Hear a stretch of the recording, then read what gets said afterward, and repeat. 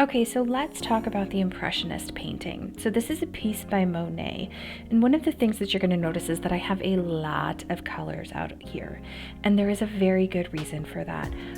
With Impressionism, we often overlap colors very quickly, very frequently. So we kind of need to have a little bit more out on our palette than if we were doing, say, the Baroque piece. So what you guys can see here is I have some light blue, I have a pinkish color, I have a light yellow, I do just have a dab of white here, I've got some light green, yellow green, I have an unmixed green and white combo here. I'm going to show you what I'm going to do that here. And then I also have red, blue, and some white because we need to make purple. Purple was one of the colors I did not give you. So I'm just going to take and mix that. Notice the ratio that I have here. The red is very strong, so you don't need, it's not a 50-50 mixture, and that's just simply because that's the strength of our red. We've got a weak yellow and a strong red, and so I'm going to grab some of this white and I'm going to start to mix that in. This is probably way more paint than I needed. One of the things that I've been mentioning is that, you can use those takeout container plastic silverware. I don't throw mine away. I actually, as soon as I'm done using them, take them to the sink, and after I've wiped them off, so all the excess paint is off, and then I give them a quick wash, and then I dry them off and I reuse them. So, for purposes of our environment, let's try to reuse things. I'm going to take a little bit of this brown, I'm going to mix it with some of the green and the white, and let's see what happens.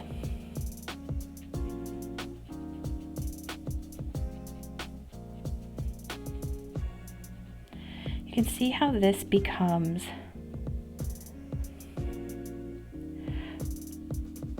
less electric than that other green and white mixture that we made. And so one of the things that you're going to notice is that I haven't fully mixed everything here, and I do have a little extra white because you are going to want to kind of like switch things up. So there may be a point in which you want a green that has a little bit more of the green in it, and isn't so muted. So I've left that on my palette paper as something I can grab. So again, we are working on this particular piece. For this piece, I would recommend using your pointed brushes mostly. Monet had two painting styles that he was really well known for, his early style and his later style.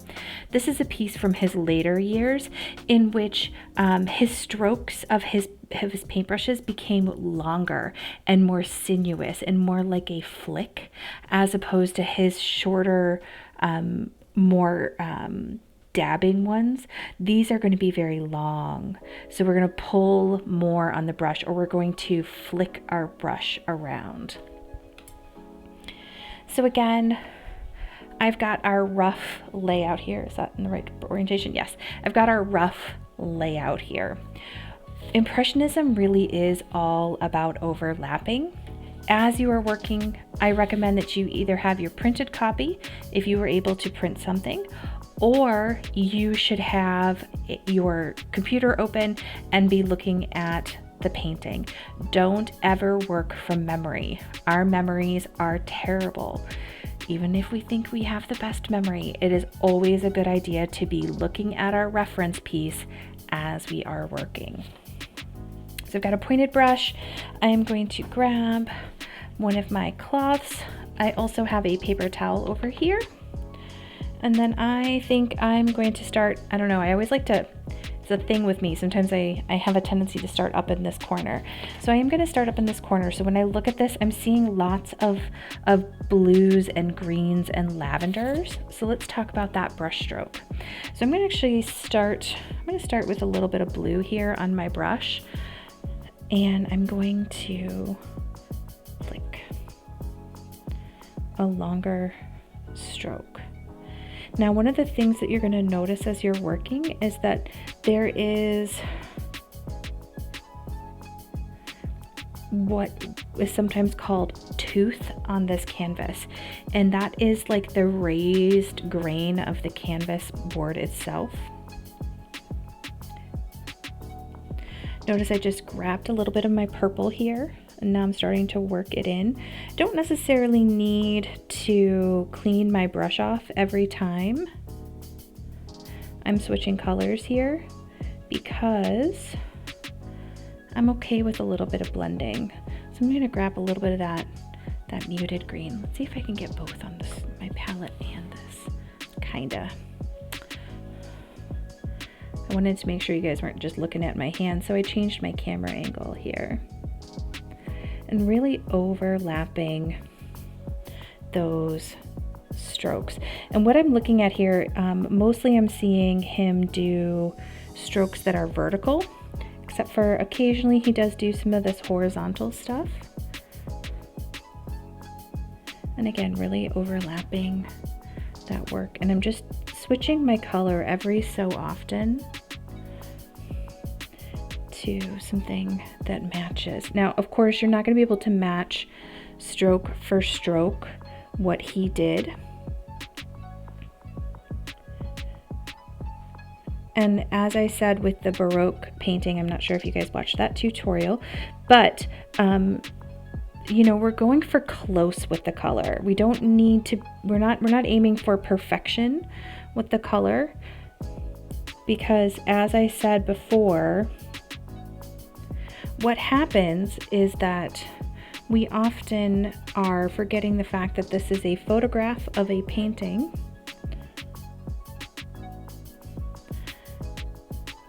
that was printed on a computer printer, and the color shifts that can happen with that are many.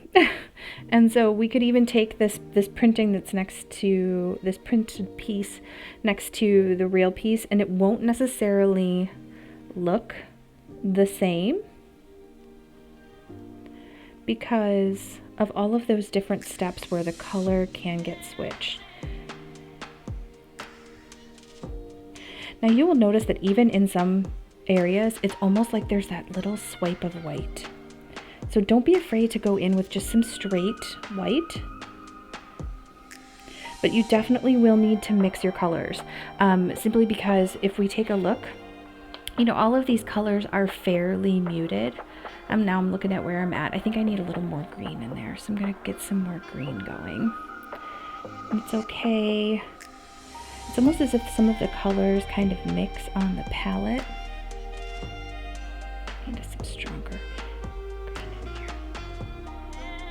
And if you find that you've got too much paint and it's blurring too much and you're losing some of those strokes, it's okay to come back to something and do a second layer. That is totally something that we can do. One of the things that you may find is that you need like a lighter, an even more lighter purple. And you can, you know, that's why I didn't fully mix everything. So I'm looking over here and I feel like I see some lighter purple happening. Maybe occasionally a little dark streak. So I will continue to work on this and fill some of this in. And then I will come back and talk about the lily pads. So all of these lily pads up here in this section. So again, just really looking at the brush strokes occasionally.